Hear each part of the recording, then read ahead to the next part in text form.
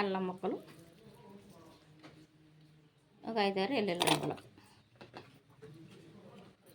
ఒక టమాటా, పెద్ద టమాటా అనమాట, ముక్కలుగా చిన్న ముక్కలుగా చేసుకుని వేసేసుకోవాలి.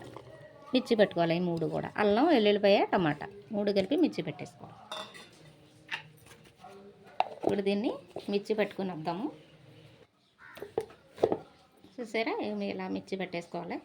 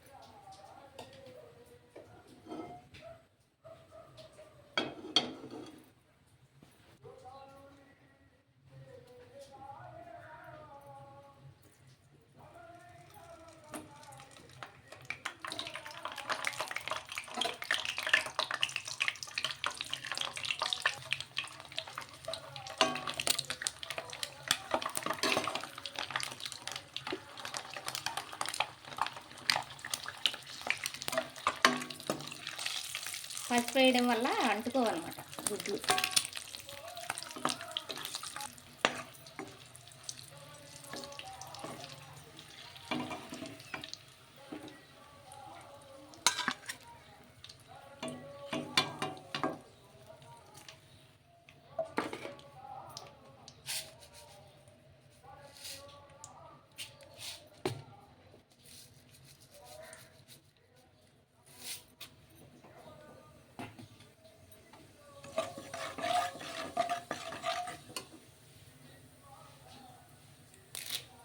రెండు కరివేపాకు రెమ్మలు వేసుకుంటే బాగుంటుంది.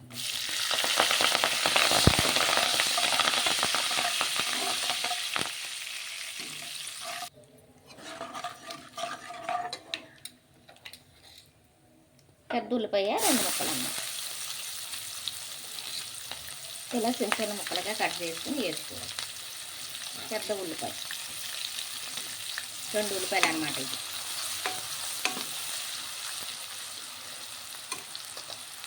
అలాగే 4-5 పచ్చిమిర్చి చీరికలుగా కోసుకొని వేసుకోవాలి.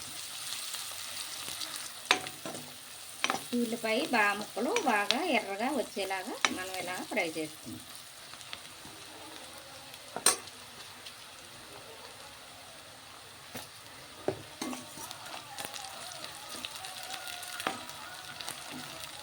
పులుసులకి ఎక్కువ కళ్ళుప్పే బాగుంటుందండి.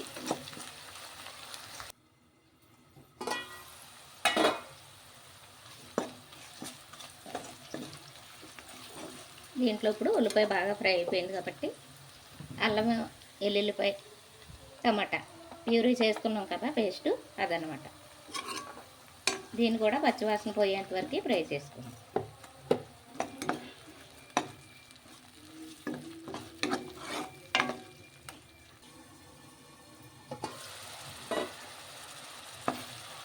ఆయిల్ తేలింది చూసారా, ఫ్రై అయిపోయిందనమాట. పచ్చివాసన పోయి వరకు ఫ్రై చేయాలన్నాను కదా, ఇదిగో ఫ్రై అయిపోయింది. ఇప్పుడు మనం దీంట్లో ములక్కాయ ముక్కలు వేసుకోవాలి.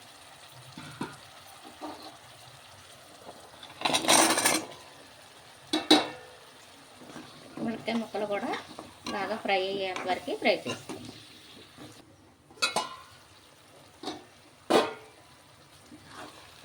ఫ్రై అయిపోయింది. ములక్కాడ కూడా బాగా ఫ్రై అయిపోయింది. దీంట్లో ఇప్పుడు మనం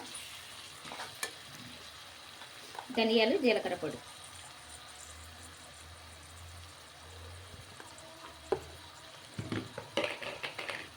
కారం,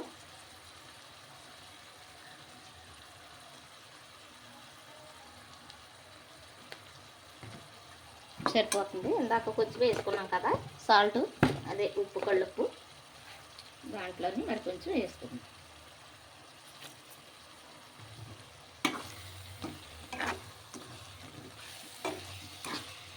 ఇంకో 2 నిమిషాల పాటు ఫ్రై చేసుకుందాం.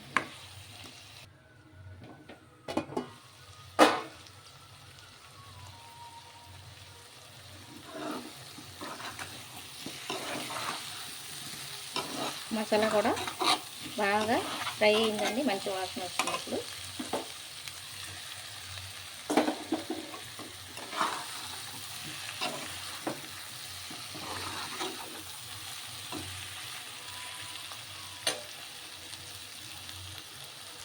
దీంట్లో చింతపండు అండి, ఒక పెద్ద నిమ్మకాయ సైజు అంతా చింతపండు అన్నమాట.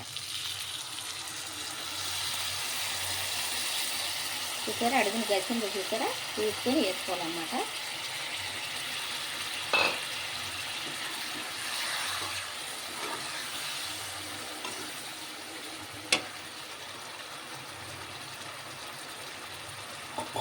అలాగే ఎంత టమాటా మిక్సీ పెట్టుకున్నాం కదా, అల్లం వెల్లుల్లి వేసి టమాటా అందులోని మళ్ళీ కొన్ని నీళ్ళు పోసేసుకోవాలి.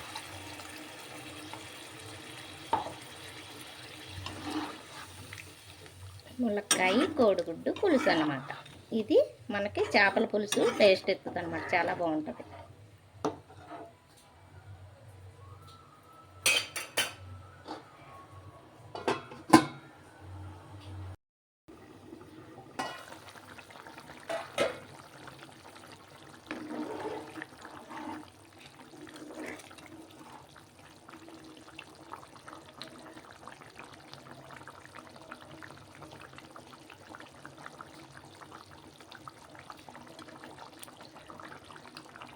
కొద్దిగా పడుతుంది, సాల్ట్ వేసుకుందాం.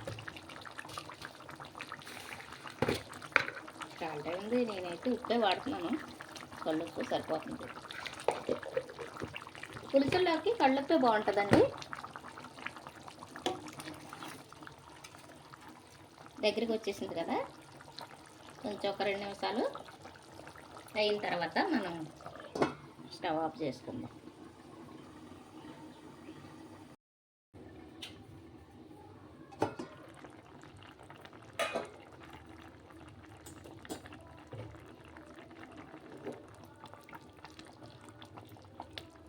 అయిపోయిందండి, పులుసు రెడీ అయిపోయింది.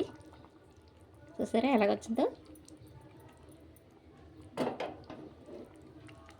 చాలా అంటే చాలా బాగుంటుందండి, టేస్టీగా ఉంటుంది. చేపల పులుసు అంటే చేపల పులుసు లాగానే ఉంటుంది అనమాట. మనం అలా సేమ్ చేపల పులుసు లాగా ఉండేలాగానే చేసుకుందాం అనుకున్నాం కదా.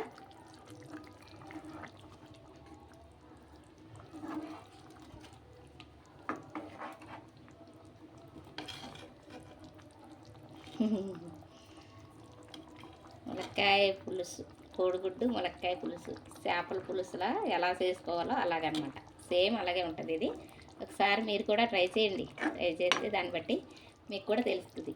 సరేనా, సరిపోద్దండి. ఇలాగా స్టవ్ ఆఫ్ చేసేసుకుందాం. ఇంకా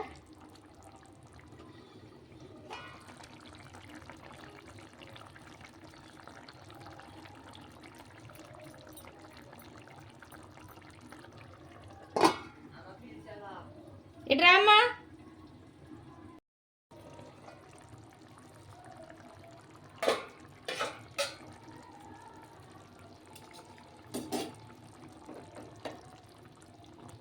అంతే అండి. చూశారు కదా ఎలా చేసుకోవాలో. కర్రీ రెడీ అయిపోయింది.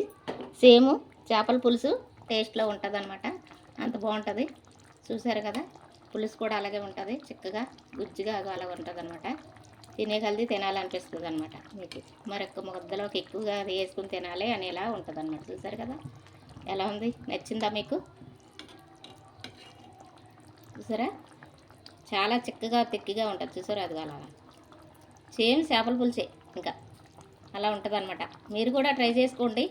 ట్రై చేసి ఎలా వచ్చిందో నాకు కామెంట్ రూపంలో తెలియచేయండి. అయిపోయింది కదా కర్రీ, అంతేనండి. నచ్చిందా ఈ కర్రీ చేయటం? చూశారు కదా మీరు, అంతా మీకు క్లారిటీగా చూపించాను.